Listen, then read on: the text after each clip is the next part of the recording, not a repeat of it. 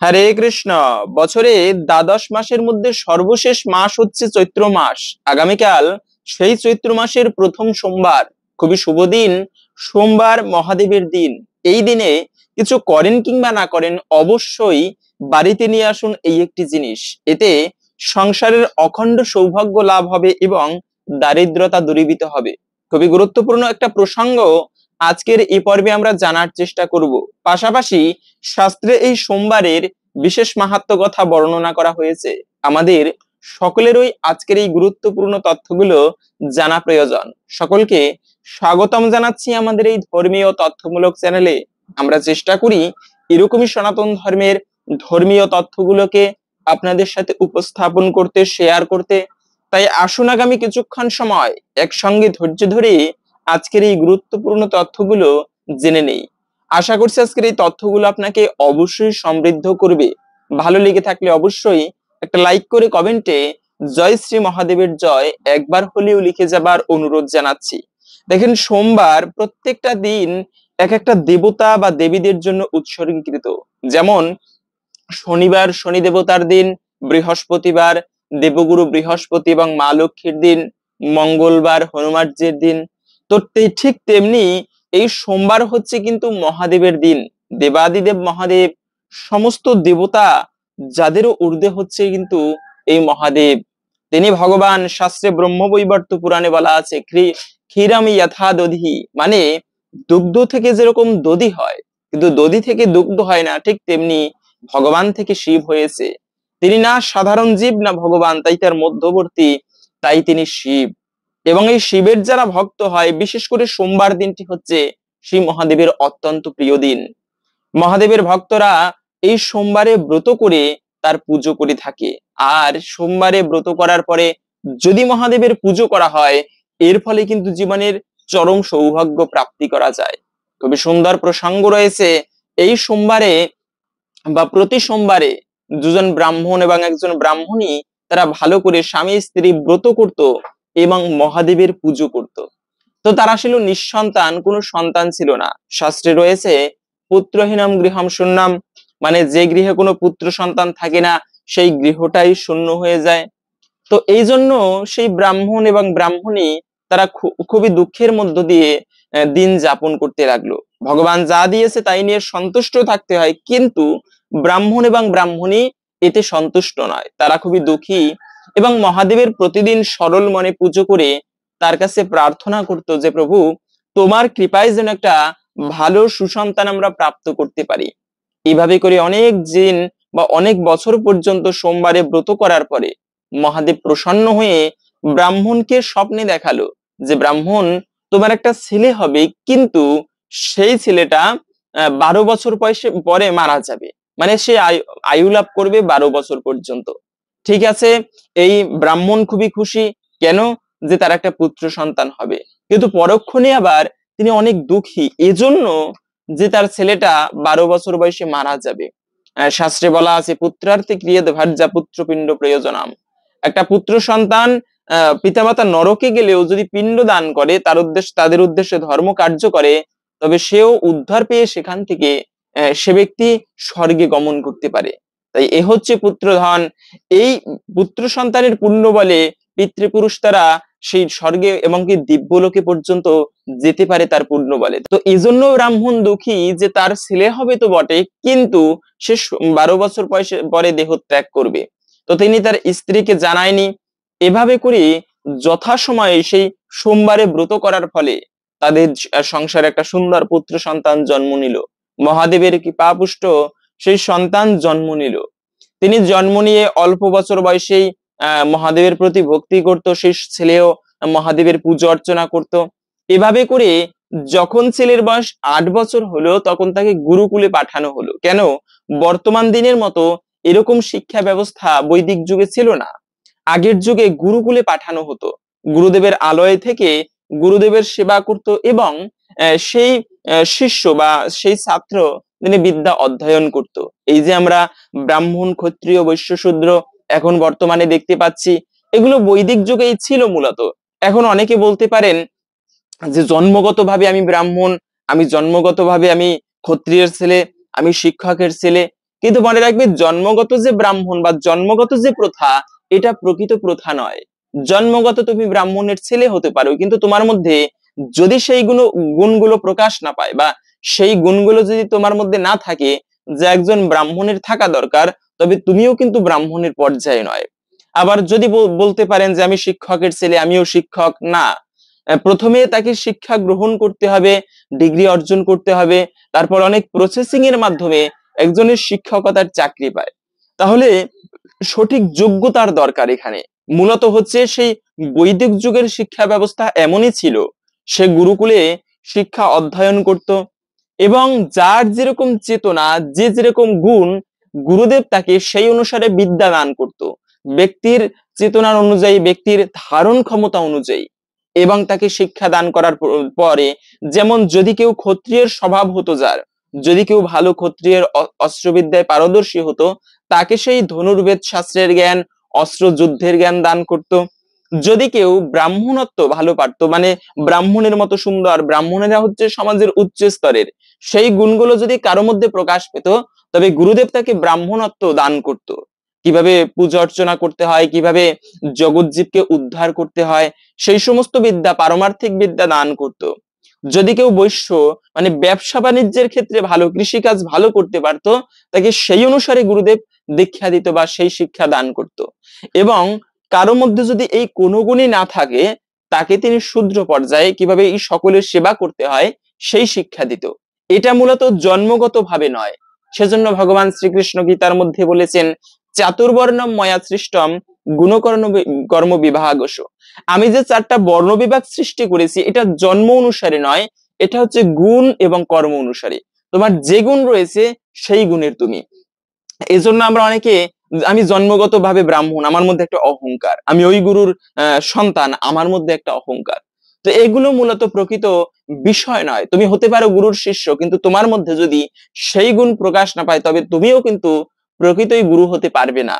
তাই জন্ম না জায়তে শূদ্র, প্রত্যেকটা ব্যক্তি, শাস্ত্র অনুসারে বলা আছে, জন্মগত ভাবে সে শূদ্র। কিন্তু বেদ পাঠ করলে, যদি কেউ বেদ পাঠ করে, সেই নিয়ম পালন করে, তবে সে বিপ্র। বেদ পাঠাৎ ভবেৎ বিপ্র। বেদ পাঠ করলে এবং সেই বেদের নিয়ম মেনে চললে সে বিপ্র হয়, ব্রাহ্মণত্ব লাভ করে। তাই এই যে আমরা জন্মগত ভাবে বলে থাকি, এটা প্রকৃতই, এই যে জন্মগত একটা প্রথা, এটা প্রকৃত প্রথা নয়। তো সেই ছোট্ট বাচ্চাকে, সেই ব্রাহ্মণের সন্তানকে, তাকে মামার সাথে তাকে গুরুকুলে পাঠানো হলো বিদ্যা অধ্যয়নের জন্য, কাশী পাঠানো হলো। তো মামার সাথে যাচ্ছে, যাবার সময় কি হলো, আগের দিনে তো অল্প বয়সে সাধারণত বেশিরভাগ বিবাহ হতো। তো অল্প বয়সে একটা রাজকুমারের বিবাহ হচ্ছিল, এবং একটা রাজকুমারের সুন্দর ধনী একটা বৈশ্যের সাথে বিবাহ হচ্ছিল, দেখতে কন্যা খুবই সুন্দর। কিন্তু সমস্যা হচ্ছে, সেই রাজকুমারের একটা চোখ কানা ছিল। তো ওটা সেই মেয়ের বাড়ির লোকেরা তারা জানতো না যে এই ব্যক্তির বা যে ছেলের সাথে বিবাহ হবে, তার চোখ একটা কানা। তো ওই রাজ্যের রাজা চিন্তা করলো বা জমিদার চিন্তা করলো, যদি আমার ছেলেকে তারা দেখে, তবে আর বিবাহ দিবে না। তো তখন বুদ্ধি করে দেখলো, এই যে রাস্তা দিয়ে হেঁটে যাচ্ছে, ছেলেটা দেখতে খুবই সুন্দর, আমার ছেলের মতোই, তো একটা কাজ করি, ওকে আমরা সেই বিবাহ স্থানে নিয়ে যাই, এবং বিবাহ করানোর পরে বাড়িতে যখন মেয়েকে নিয়ে আসব, তখন মেয়েকে রেখে দিব, ওকে কিছু ধন দিয়ে বিদায় করব। ঠিক আছে, এই কথা তখন ওই ছেলের মামার কাছে জানানো হলো। তো মামা তখন রাজি হলো সেই ধনের লোভে। কিন্তু ওই ছেলেটা এতে রাজি নয়। কেন? এটা তো হচ্ছে অধর্ম। একজনকে বিবাহ করে আনবে, তাকে আবার অন্যজনের কাছে দিয়ে দিবে। দানের জিনিস কখনো কাউকে দিতে নেই। দান হচ্ছে কন্যাদান করতে হয়। এজন্যই যে বিবাহ অনুষ্ঠান, শাস্ত্রে বলা আছে, কোনো ব্যক্তির, আমরা তো পুত্র সন্তান হলে খুশি নই, মেয়ে হলে খুশি হতে চাই না, ছেলে চাই। কিন্তু শাস্ত্রে বলা আছে, যদি কোনো পিতা তার কন্যাকে উপযুক্ত সৎ পাত্রে দান করতে পারে, তার এত পুণ্য হয়, চিত্রগুপ্ত তার পুণ্যের সংখ্যা হিসাব করতে পারে না। বর্তমান সমাজ, একটা মেয়ে উঠিয়ে নিয়ে আসলো, আর কন্যা দান করে অন্য একজনে। মেয়ে লালন পালন করেছে যার মেয়ে, সে কন্যা দান করে না, আর ব্রাহ্মণের বিধান অন্য একজনে কন্যা দান করলে হবে। এটা কখনো কোনো শাস্ত্রের বিধান নেই। যার কন্যা তিনি দান করবে। তবে তার যদি পিতা না থাকে, সেক্ষেত্রে তার জ্যেষ্ঠ ভাই, বড় ভ্রাতা থাকলে, বা তার ভাই অথবা কাকা থাকলে, তার যারা গার্ডিয়ান রয়েছেন, তারা হচ্ছে কন্যা দান করবে। তবে মূল কন্যাদানের অধিকার হচ্ছে পিতার। কেন? পিতা লালন পালন করেছেন। তো সেজন্য সেই কন্যাদান যদি সৎ পাত্রে করতে পারে পিতা, তার এত পুণ্য হয়, চিত্রগুপ্ত তার পুণ্যের সংখ্যা হিসাব করতে পারে না। তাই এই কন্যাদান মহাপুণ্যের দান। সেজন্য সেই কন্যাকে দান করার পরে আবার যদি সেই দান কাউকে দেওয়া হয়, এটা তো অপরাধের, এটি অধর্ম। তাই সেই ছেলে রাজি হচ্ছিল না। তবে মামার জোরাজুরিতে সেই ছেলেটা রাজি হলো বিবাহ করার জন্য। ঠিক আছে, তাকে সুন্দর করে বরের বেশে সাজিয়ে বিবাহ করতে নিয়ে যাওয়া হলো। কিন্তু এই ছেলেটা সুযোগ খুঁজছিল কি করে জানানো যায় এই মেয়েটাকে যে আমি সেই আসল বা সঠিক বর নই। অনেকক্ষণ পরে সে তার বুদ্ধি পেয়ে, মানে একটা উপায় পেয়ে, তার কাপড়ের আঁচলে লিখে দিয়েছিল যে আমি আসল বর নই, আমি হচ্ছে অমুক দেশের ব্রাহ্মণের ছেলে, তোমাকে যার সাথে বিয়ে হচ্ছে তার একটা চোখ কানা, তো সেজন্য আমার মাধ্যমে বিয়ে করিয়ে তোমাকে তারা রেখে দিবে। এটা যখন কন্যা জানতে পারলো, সে তার পিতাকে সকল কথা বলল। তার বাবা তখন সেই বরযাত্রীদের বিদায় করে দিল, মেয়েকে আর তাদের সাথে দিল না। এবং সেই ছেলে তখন বলল যে যদি তুমি আমার সাথে যেতে চাও, তোমার তো বিবাহ হয়ে গিয়েছে আমার সাথে, তবে আমার সাথে যেতে চাইলে অপেক্ষা করো, আমি গুরুকুলে যাচ্ছি, বিদ্যা অধ্যয়ন করে তোমার কাছে ফিরে আসব। যে ব্যক্তির 12 বছর বয়সে মৃত্যু হবার কথা ছিল, সেই ব্যক্তিটা আজকে 12 বছর বিদ্যা অধ্যয়ন করা শেষ, মামা একটা যজ্ঞ করতেছিল, সেই যজ্ঞ সভায় বসে ওই দিনে তার মৃত্যুর সময়, সেই সময়ে সেই বালকের তার মানে শরীর খুবই খারাপ হতে লাগলো। তখন মামাকে বলল, মামা আমার শরীর খারাপ লাগতেছে, আমি একটু ভিতরে গিয়ে বিশ্রাম নিচ্ছি। ঠিক আছে, মামা বলল যাও ভিতরে গিয়ে বিশ্রাম করো। তো ভিতরে গিয়ে বিশ্রাম করার সময় তার মৃত্যু হলো। ওদিকে মামা যখন জানতে পারলো তার ভাগ্নার মৃত্যু হয়েছে, সে কি কান্না, মহাদেবের উদ্দেশ্যে চিৎকার করে আর কান্না করে গড়াগড়ি যায়। তখন মা পার্বতী মহাদেবকে বলল, প্রভু এই ছেলেটা তো তোমার বরপুত্র, তোমারই কৃপায় এই ব্রাহ্মণীরা লাভ করেছে, তো তুমি এই ছেলেটাকে দীর্ঘ জীবন দান করো এবং তাকে সুখীর আশীর্বাদ করো, যেন এ চিরকাল সুখী হতে পারে। তখন মহাদেবের কৃপায় সেই ব্যক্তি আবার জীবিত হয়েছিল এবং আসার সময় নিজের বাড়িতে ওই যে রাজ্যের ওই যেখানে তার সাথে বিবাহ হয়েছিল ওই কন্যার, সেই রাজ্যে এসেছে। পরে সেই কন্যা দেখতে পেয়েই সেই ছেলের সাথে তিনি চলে আসলো, বাবা তাকে বিদায় দিল অনেক ধন দৌলত আদি দিয়ে। এবং ওই ব্রাহ্মণ তার বাবা এবং মা অপেক্ষা করতেছিল, যদি শুনে তার ছেলে মারা গিয়েছে তবে তারাও প্রাণ ত্যাগ করবে।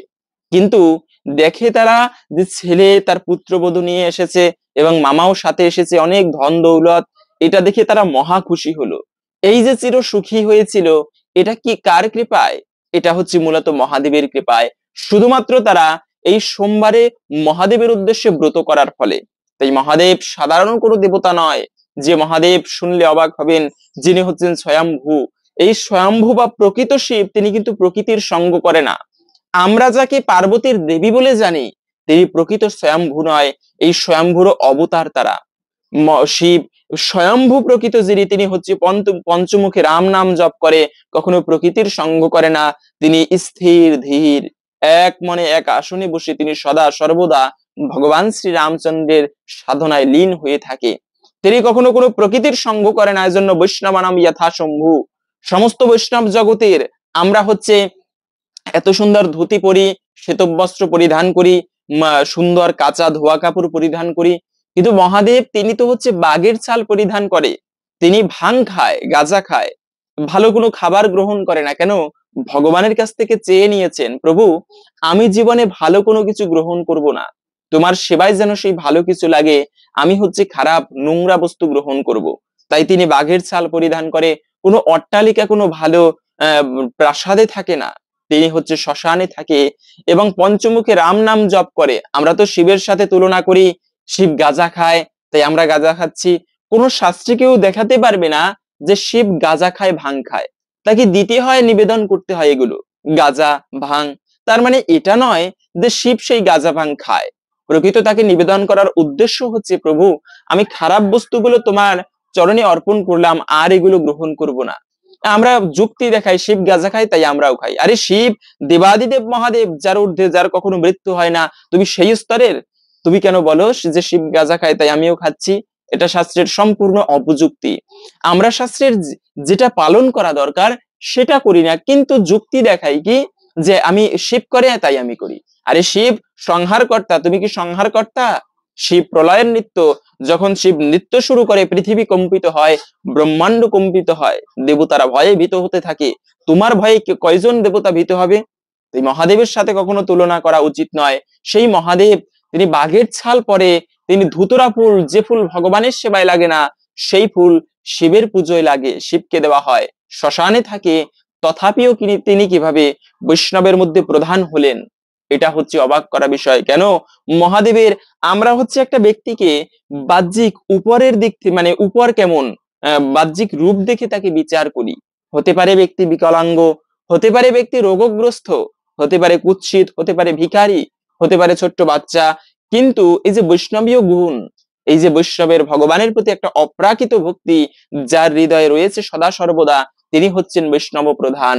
আর সেই মহাদেব যিনি সর্বদা পঞ্চমুখী রাম নাম জপ করে, যার মধ্যে কোনো অহংকার নেই, তিনি হচ্ছেন কিন্তু সেই স্বয়ং মহাদেব। আর তাই ভাগবতে বলা আছে যে দেবানাম অচ্যুত যথা, যেমন সমস্ত দেবদেবী জগতের সমস্ত দেবতার ঊর্ধ্বে হচ্ছে পরম পুরুষ পরমেশ্বর ভগবান শ্রীকৃষ্ণ, যেমন যুগের মধ্যে শ্রেষ্ঠ সত্য যুগ, আবার তীর্থের মধ্যে শ্রেষ্ঠ যেমন গঙ্গা দেবী, ঠিক তেমনি সমস্ত বৈষ্ণব জগতের মধ্যে শ্রেষ্ঠ হচ্ছে স্বয়ং প্রভু শিব। এই শিবের পুজো অনেকে প্রশ্ন করে যে আমি হচ্ছে বৈষ্ণব, আমি বিষ্ণু পুজো করে থাকি, আমি কি মহাদেবের পুজো করতে পারবো? মনে রাখবে কি বৈষ্ণব কি ব্রহ্মচারী কি গৃহস্থ, যে কেউ মহাদেবের পুজো করতে পারবে। কোন দৃষ্টিতে? কেননা মহাদেব হচ্ছে বৈষ্ণব প্রধান, স্বয়ং ভগবান শ্রীকৃষ্ণ পর্যন্ত বৈষ্ণবের সেবা করেছেন।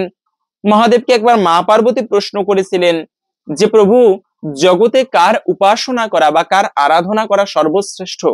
তখন মহাদেব বলেছিল, দেবী, জগতে আরাধনা নাম সর্বেশাম বিষ্ণুর আরাধনাম পরম।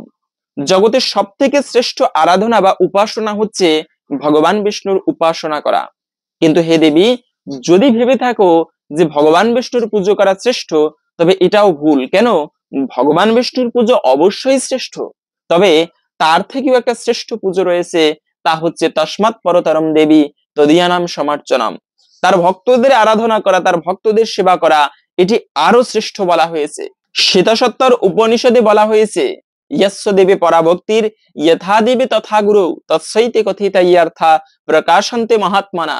যে ব্যক্তি ভগবানেরকে যদি সেইভাবে ভক্তি করতে নাও পারে, কিন্তু গুরু ভক্তি, সৎগুরুদেব, যে কোনো গুরুদেব নয়, আমরা তো বর্তমান যুগে গুরুদেব নিজের শাস্ত্র আচরণই করে না, তাকে গুরু বলে মেনে নিচ্ছি, তার থেকে দীক্ষা হচ্ছি না।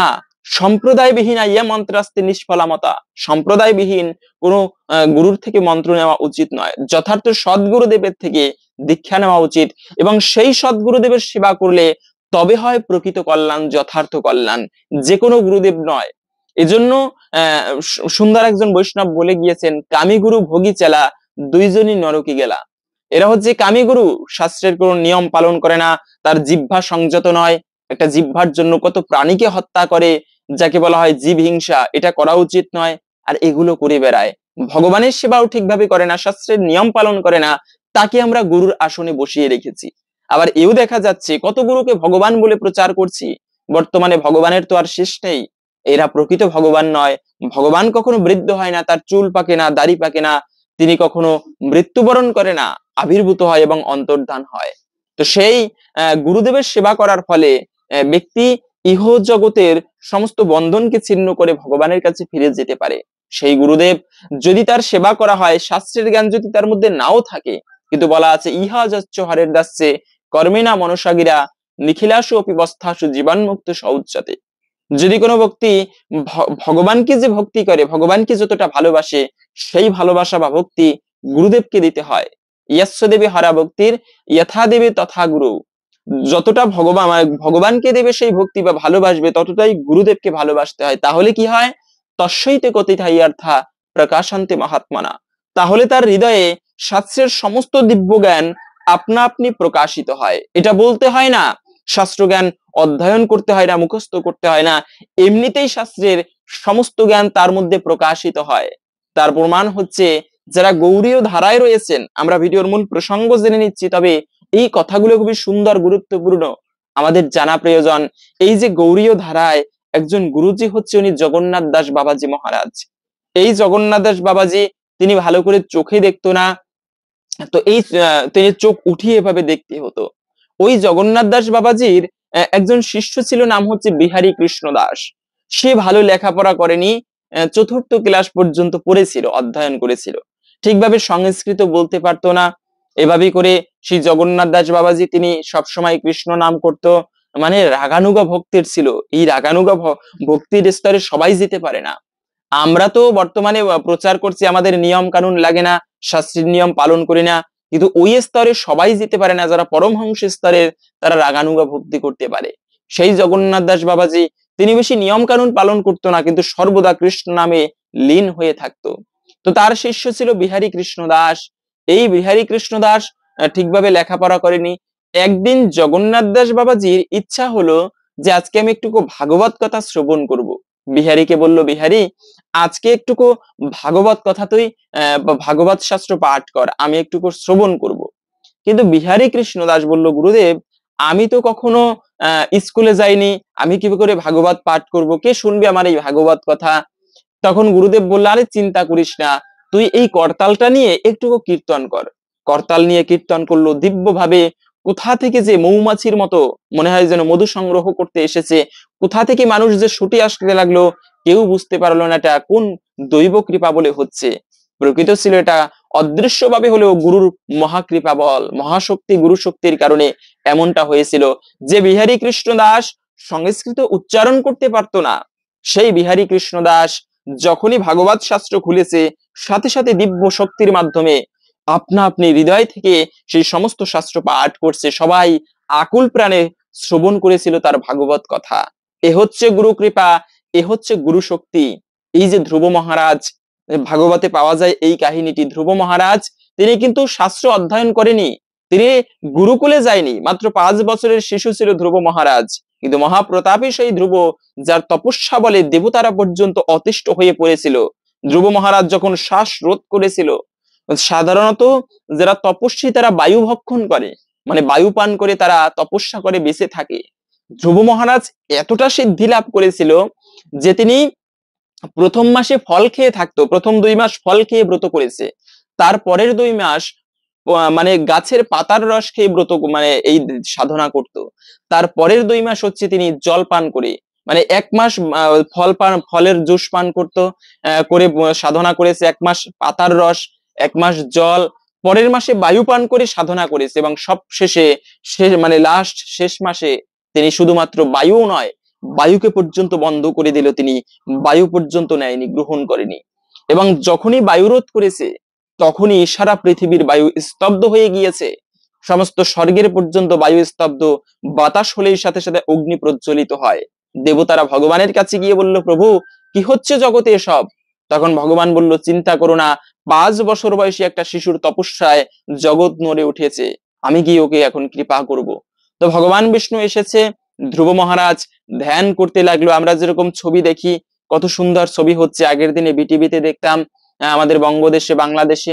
তো এরকম করে হঠাৎ ছবি দেখছেন, হঠাৎ যদি কারেন্ট চলে যায়, একেবারে শেষ মুহূর্ত, নায়ক নায়িকার মিলন হবে, মানে বোঝানোর স্বার্থে বলছি। তো এরকম যদি হঠাৎ কারেন্ট চলে যায় কেমন হবে? তো ধ্রুব মহারাজ সাধনা করতেছিল, হৃদয়ে ভগবান বিষ্ণুর লীলা দর্শন করতেছিল। হঠাৎ ভগবান বিষ্ণুর সেই ছবি হৃদয় থেকে যে ধ্যান, সেটা আর আসছে না, ধ্যান ভঙ্গ হয়ে গেল। কি হলো কি হলো? চোখ খুললো, চোখ খুলেই দেখে যে ভগবানকে তিনি ধ্যানের মাধ্যমে দর্শন করেছে, আজকে সেই পরম প্রভু তার সম্মুখে উপস্থিত। সেই প্রহ্লাদের, সেই ধ্রুব মহারাজের কত আনন্দ, আনন্দে তার ধরে না।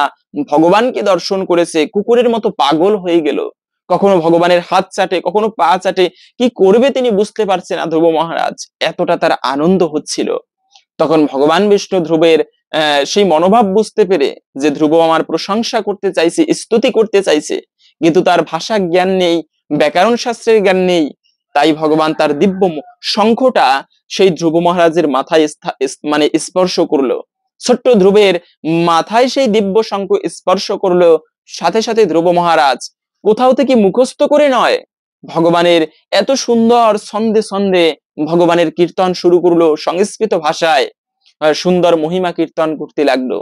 এটা বলার উদ্দেশ্য হচ্ছে যে গুরু কৃপা যদি হয়, ভগবানের কৃপা হয়, ব্যক্তি সমস্ত শাস্ত্রের জ্ঞান তার মধ্যে আপনা থেকে প্রকাশিত হয়, যেমনটা হয়েছিল সেই সেই বিহারী কৃষ্ণ দাসের মধ্যে, এই ধ্রুব মহারাজের মধ্যে। ধ্রুব মহারাজ এত সুন্দর ভাষায় ভগবানের স্তুতি করলো এবং ভগবান বলল যে তুমি তো রাজ্য কামনার জন্য আমার সাধনা করেছো, তো তোমাকে আমি রাজ্য দিব।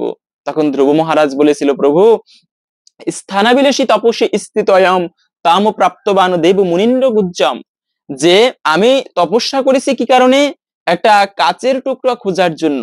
আমি ব্রহ্মার থেকেও বেশি ধন চাই, আরো বড় রাজ্য চাই, কিন্তু আমি হীরার খনি পেয়েছি, তোমার মতো এত পরম সম্পদ পেয়েছি, আর আমার জাগতিক কোনো ধনের প্রয়োজন নেই। এত সুন্দর একটা স্তুতি সেই ভগবানের চরণে নিবেদন করেছিল। তাই এ হচ্ছে ভগবান, এ হচ্ছে গুরু কৃপার। সেই ভগবানের যিনি সাধনা করতেন তিনি হচ্ছেন পরম প্রভু স্বয়ং শিব।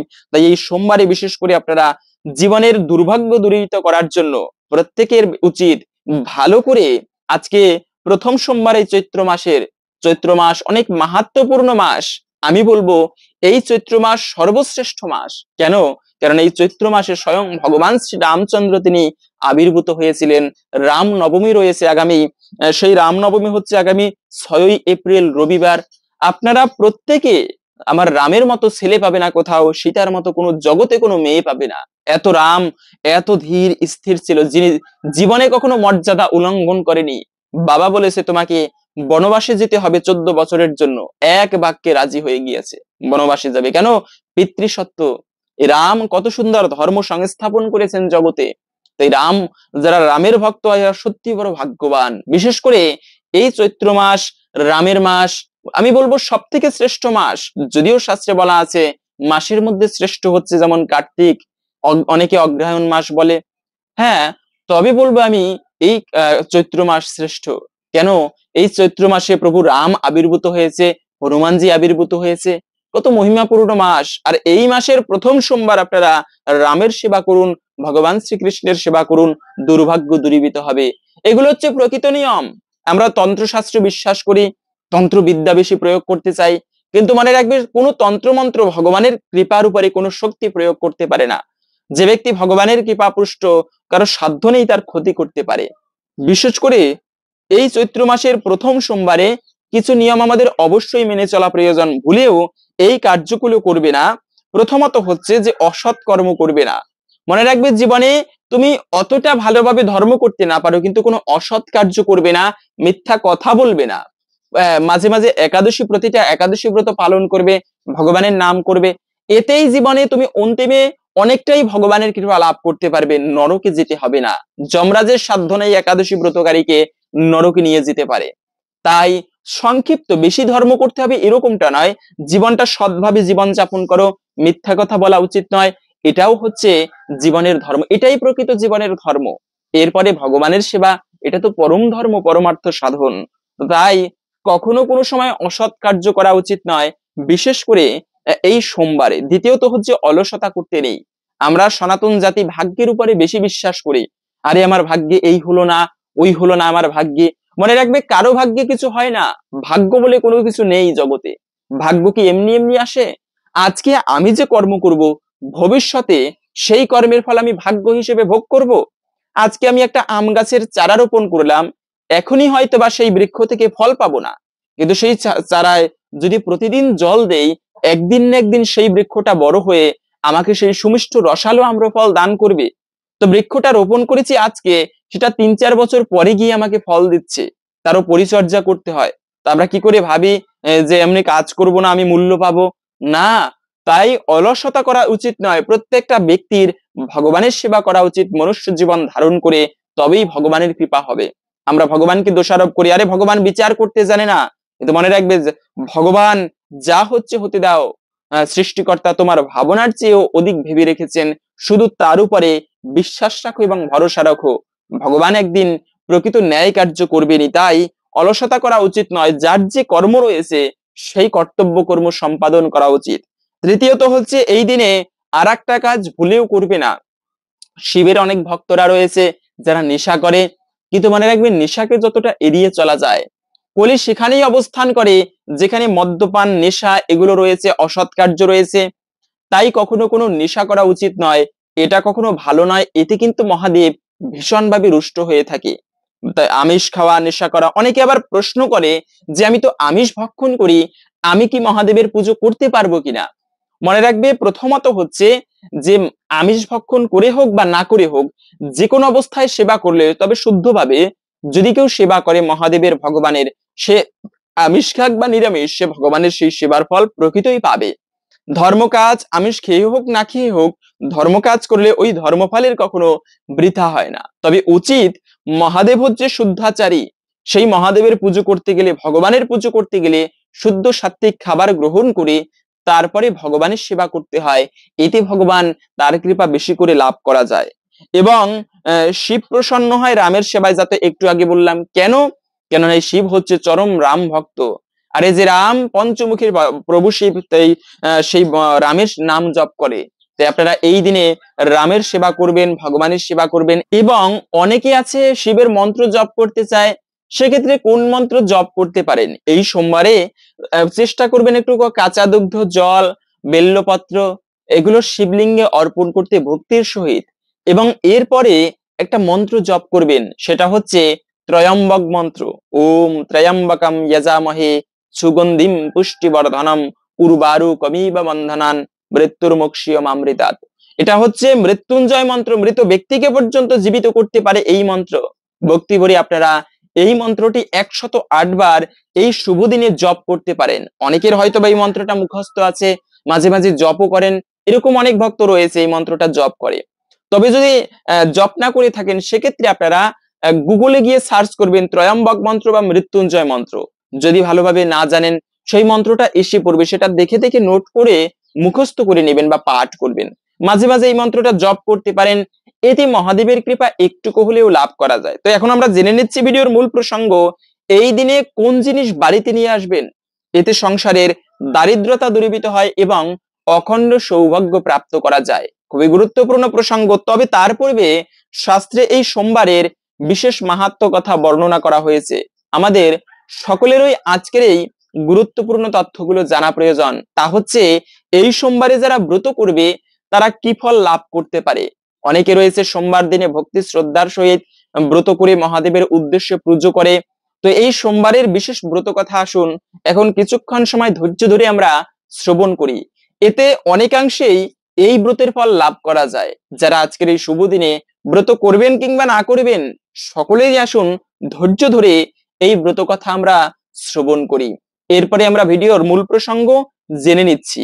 একদা আর্যাবর্তে চিত্রবর্মা নামে এক রাজা বাস করতেন। তিনি ধার্মিক এবং পুণ্যবান ছিলেন এবং পাপীদের কাছে ছিলেন যমস্বরূপ। একদা তার স্ত্রী এক বরাননা কন্যা সন্তানের জন্ম দেন, নাম দেন সীমন্তিনী। তবে সেই কন্যার জন্মকুণ্ডলিতে মাত্র 14 বছর বয়সে বৈধব্য লাভের ভবিতব্য করা ছিল। এ কথা দ্বিজ সমূহের থেকে শুনে রাজার মন ভারী হয়ে যায়। কালক্রমে যখন সেই কন্যা বড় হয়, তখন সেও তার ভাবী বৈধব্যের কথা শুনে ব্যাকুল হয়ে ওঠেন এবং যাজ্ঞবল্ক্য মুনির স্ত্রী মৈত্রেয়ী দেবীর শরণাপন্ন হন। তিনি কন্যাকে ভব ভবানী অর্থাৎ হরগৌরীর পুজো করার পরামর্শ দেন। তিনি রাজকন্যা সীমন্তিনীকে আরো বললেন, উপোস করে, স্নান করে, বিরজাসরে এবং একমনে প্রতি সোমবারে শিব শিবার আরাধনা করতে। এরপরে সেই কন্যা ঠিক তেমন ভাবেই সবকিছু পালন করা শুরু করলেন। অতঃপর সীমন্তিনীর বিবাহ মহারাজ নলের বংশধর চন্দ্রাঙ্গদের সাথে সুসম্পন্ন হয়। এরপরে একদিন বৈধব্য অনুযায়ী দৈববশত কালিন্দী নদীতে নৌকা ডুবিতে চন্দ্রাঙ্গদ জলে তলিয়ে যান। সতী সীমন্তিনী এত কিছুর পরেও সোমবার ব্রত পরিত্যাগ করেননি। এভাবে 3 বছর কেটে গেল। অন্যদিকে চন্দ্রাঙ্গদের বৃদ্ধ পিতা ইন্দ্রসেন শত্রুদের আক্রমণের ফলে সিংহাসনচ্যুত এবং কারারুদ্ধ হন। এরপরে শুরু হয় আসল ঘটনা। জলে নিমজ্জিত সেই রাজপুত্রের মৃত্যু হয়নি এবং সে চলে যায় পাতাল দেশের নাগলোকের দিকে। এরপর তাকে নাগকন্যারা নিয়ে যায় নাগরাজ তক্ষকের কাছে। নাগরাজ তাকে তার পরিচয় জিজ্ঞেস করলে সে নিজেকে নিষদ দেশের মহারাজ নলের বংশধর চন্দ্রাঙ্গদ নামে পরিচয় দেন এবং সর্বোপরি নিজেকে একজন শিবভক্ত হিসেবে পরিচয় দিয়ে অতীতের ঘটনা সকল ব্যক্ত করেন। তার মুখ থেকে শিব মাহাত্ম্য এবং শিব তথ্য সহ সকল বিবরণ শ্রবণ করে নাগরাজ তক্ষক অতীব প্রসন্ন হন এবং চিত্রাঙ্গদের অনুরোধে তাকে যথাসম্ভব উপহার আদি এবং বাহন হিসেবে কামগামী অশ্ব প্রদান করে তাকে ভুলোকের উদ্দেশ্যে প্রেরণ করেন। ভুলোকে এসে চিত্রাঙ্গদ প্রথমেই নদীর তটে স্নান করতে আসা শোককাতর মলিন চেহারাদারী তার স্ত্রী সীমন্তিনীকে দেখতে পান, কিন্তু নিজ পত্নীকে এই অবস্থায় দেখে তিনি চিনতে পারেননি এবং তিনি সেই কন্যার পরিচয় জিজ্ঞাসা করলেন। প্রত্যুত্তরে রাজকন্যার সখীরা তার বৈধব্য শোক ও পতিবিরহে বিহ্বলতার কথা কুমারকে শ্রবণ করানোর পর রাজকুমার নিজেও নিজ প্রেয়সীর এহেন অবস্থার কথা শুনে দুঃখিত হন এবং রাজকন্যাকে বলেন তার প্রতি শীঘ্রই তার নিকট ফিরে আসবে। এই কথা বলে তিনি নিজের রাজ্যে পৌঁছে নিজ পিতামাতা ও মাতৃভূমিকে শত্রুর হাত থেকে মুক্ত করতে অতিসত্বর গমন করেন। তার আগমনের এবং রাজকুমারের সাথে নাগরাজ তক্ষকের সুসম্পর্কের কথা শুনে ভয়ে শত্রুগণ তার মাতা পিতাকে ও সিংহাসনকে মুক্ত করে দেন।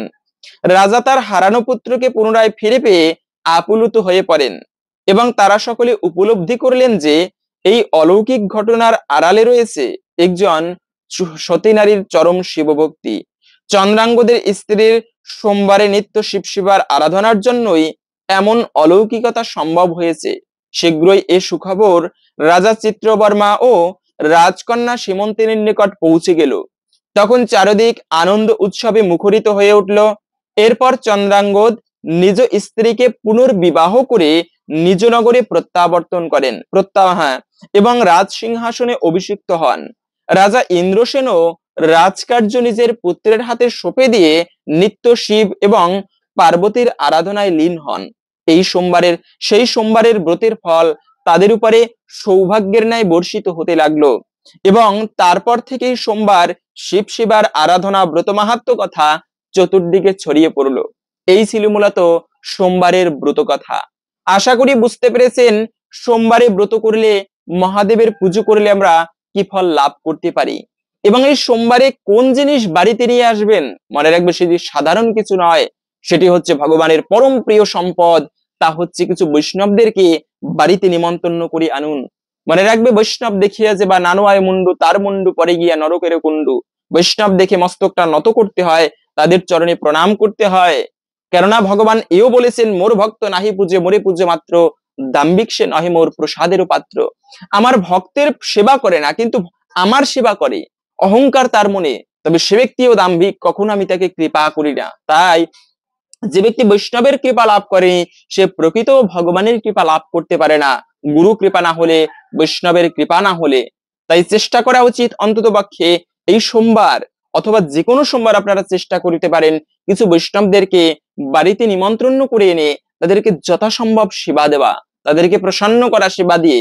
এর মাধ্যমে বৈষ্ণব সন্তুষ্ট হলে ভগবান আপনা থেকে প্রসন্ন হয়। রূপ গোস্বামী বলেছিলেন কৃষ্ণ ভক্তি রস ভাবিতামতি ক্রিয়তামি যদি কুতয়পি লভ্যতে অত্রলৌলম একলম মূল্যম জন্মকুটি সুকৃতিম নৈব লভ্যতে।